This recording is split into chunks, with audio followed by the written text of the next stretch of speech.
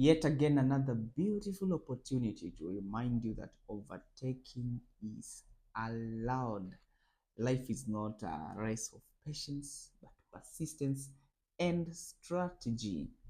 Hello, my learned friend, and welcome to 247 Laws of Marketing. My name is Brian Oduma from Habanga Village in Budalangi constituency.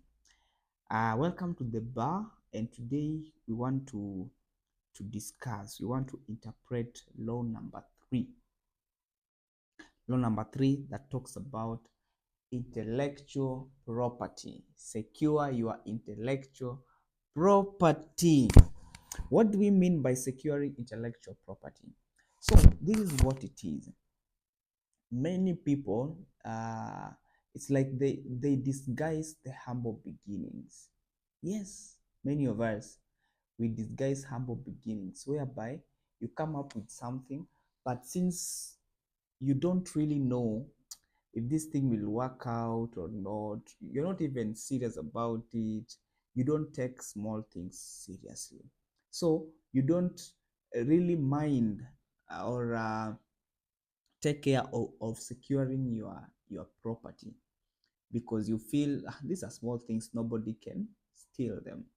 When you talk about intellectual property, we are talking about things like inventions, things that are not really tangible, things like inventions, some artistic work, a lot of creative work, some symbols, some designs, names, and all that. So these are things that we as entrepreneurs, we ignore them when we are building brands. We don't even take time to look into this name that I am starting, this name that I'm using. Is it is it really being used by someone else, or am I the only one using it? The brand that I'm building, am I building a brand that is being used, that has a million people already, or I'm building a unique brand that is mine and mine alone? So there is this aspect of, you just start something, you don't take care of doing your due diligence to know if maybe it already exists, or rather you start a very unique thing, a very nice unique thing that doesn't exist at all, but now you think that since it is too small, nobody can really tamper with it, so you go way long without protecting it until it reaches a place where you can no longer handle, or maybe it has been exposed to success, it has been exposed to fame, and then you start thinking of now securing it. That is when you find out that somebody went ahead of you, and you find all while you have been marketing somebody else's brand. So when we talk about marketing, marketing is, we are going out to sell an idea, we are going out to sell a product or a good or a brand. So it is good to observe this law, that always secure your intellectual property. Anytime you come up with an idea, anytime you come up with a design, a symbol, or a name, or anything creative, one thing you should really focus on is to secure it. And when you take this thing serious, you will come to understand that actually the laws that apply in securing your intellectual property, they're not really, you know, um, that expensive. Like the regulations that governments have put in place, or the bodies that protect these properties have put in place to be able to protect your property, they are not expensive for you to apply them, you see. But now it is our ignorance that tells us that, no, mine is a small thing, nobody can tamper with it, who can still, you know but you don't know about tomorrow. It just takes a fortune for you to acquire fame, for you to acquire publicity, for you to acquire success, for you to acquire, all those things that you're pursuing. So I'm here to advise you, my learned friend. in the bar, that make this a very important aspect of your business when you are starting it already. Don't wait until a name your name grows and then you start thinking about protecting it. This law will actually apply mostly to those of us in the creative economy, the industry. You know, when you are in the creative economy, you're coming up with an artistic name, you're coming up with music. If you are an artist, you are writing, your music, you're producing music. If you are a producer and all that, you're publishing music, you are doing fine art. Kama we ni mchoraji, see, you're doing fine art. If you are just anything that you might be doing in the creative world, there are a lot of things that we come up with. We design logos for our names, for our businesses, but we don't really think about securing these things because we feel these things are too small. you know uh, we ignore that aspect. So there are categories of intellectual properties. The same way you will have these other properties, like now assets. You can have land. You can have assets in terms of motor vehicles, in terms of all those aspect of things. So intellectual property also can be secured in these categories. There are about four categories for securing intellectual property. One of them is patents. Patents. The other one is trademarks. The other one is copyrights. The other one is trade secrets. Do you understand these things? Patents are they are they are those rights. Actually, patents provide exclusive rights to investors for their inventions and preventing others from making, using, or selling the invention without permission. Like you have come up with a software, you have come up with an invention, that it's solving certain problem or so on. Other entrepreneurs might be interested in it. So when you patent your invention, it prevents those other people from making use of those inventions, or maybe selling them out without your permission. This is specifically for inventions. When we're talking about trademarks protect symbols now. Symbols, names, slogans that distinguish goods and services. That's preserving a brand identity. When we talk about uh, trademarks, I know you have made products that have slogans. For example, we have uh, what slogans do you know for a product? Like now, Safaricom, the better option. Safaricom, simple, transparent, and honest.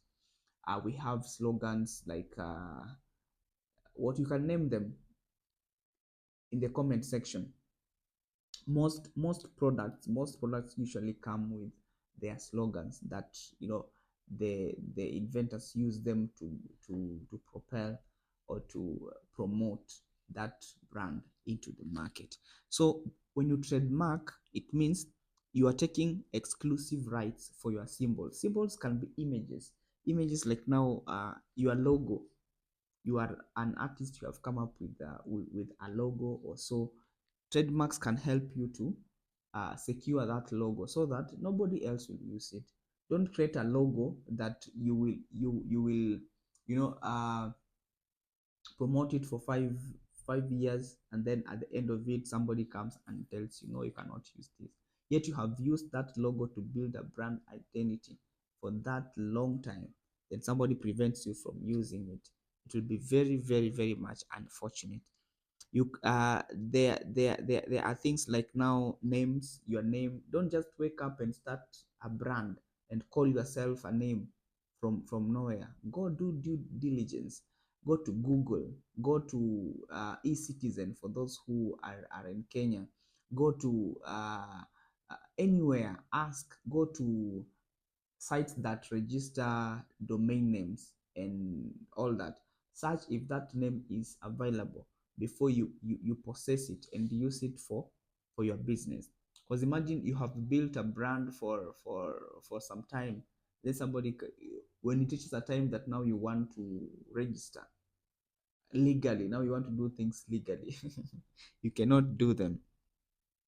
There are things like copyrights. Now, copyrights cover creative work such as music, literature, software, ensuring that creators retain control over their work. You have had a lot of controversial stories about music. You see, somebody has written a song, all that, but now the rights have been registered by other people, other players in the industry. So the owner of the original work finds it very difficult to monetize their their creative work. Why? Because they did not take initiative early. Somebody went ahead of them. As as you know, the bodies that register uh, these copyrights, they really do not know about who did them. They know about the person who has gone to register for them. There are trade secrets. Trade secrets are confidential business information that provide a competitive advantage, such as formulas, practices, or processes. Yeah, there are those processes and formulas that companies use in creating their products and all that. These are formulas that if a competitor uses them or another person uses them, they can find the very same product that you are providing. So we have a lot of how are they called, counterfeit and all that, because somebody has stolen your formula of creating a product or doing things. So when you take trade secrets, they are very confidential business information that will protect you and your products from any other enemy. So uh, importance of securing your intellectual property will come. It will help you establish a brand identity. As we have said, you start something knowing I'm not going to change this in due time to come. So when people get used to my logo looking like this, it will be like that for a long time, and it will be an identity that will not be stolen from me. It prevents you from costly legal disputes. Imagine you are the rightful owner of a music article, a music content, but now because somebody else registered it already, you're supposed to go and pay a lot of legal fees for somebody to come and prove to the court of law, that you are the rightful owner of this thing. It is very, very costly. It is very, very disappointing. It's very, very unfortunate for you as a creative or for you as an entrepreneur. So why don't you do these things early? Know them early and do them early, so that you will uh, prevent from paying some costly legal disputes to be able to get back your copyright. It enhances market position by granting exclusive rights to innovations. That is what we have spoken about. It attracts investors and partnerships. When you have taken your brand seriously and you have secured your intellectual property, investors build trust in you. They build they find you more credible to work with, because they know they're working with someone who is the original owner or founder of something. There are many organizations, whether private or public, they don't want to work with the startups, because these startups are not registered, they don't have framework, they don't have rightful uh, ownership for things. So when you risk your fees to work with such brands, you'll find that you might find yourself in a place whereby you have lost your investment. But when you are a startup and you have secured your intellectual property very well, an investor will find you more credible, a partner will find you more credible, that they will be free to invest in your brand because they know that the brand is safe, the brand is protected, and the brand truly belongs to the person that they are operating operating with. It also facilitates expansion and opportunity.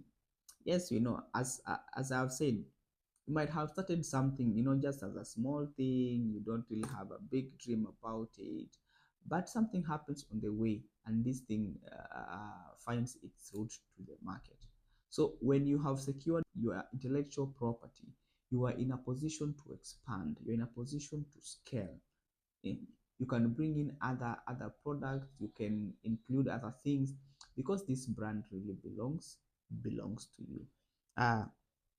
So it will facilitate your expansion because you know that this thing belongs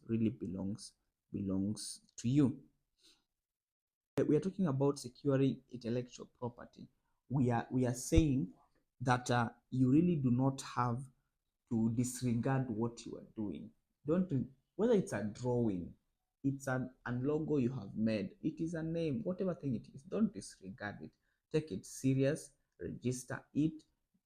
Most registration sites and boards that take care of copyrights registration, they are free.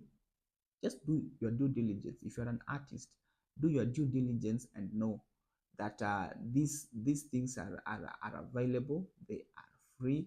Others that charge, they really don't charge that much. If you compare with the legal fees that you might incur in future to fight for your brand or to fight for your product, it's better that you pay for this process and put your things in order, so that when an opportunity comes, it finds a prepared person. It finds a startup that is ready to scale because they have all the legal documents that protect their services.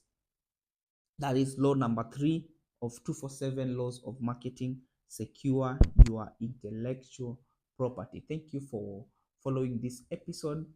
And my name is Brian Oduma. See you in the next episode.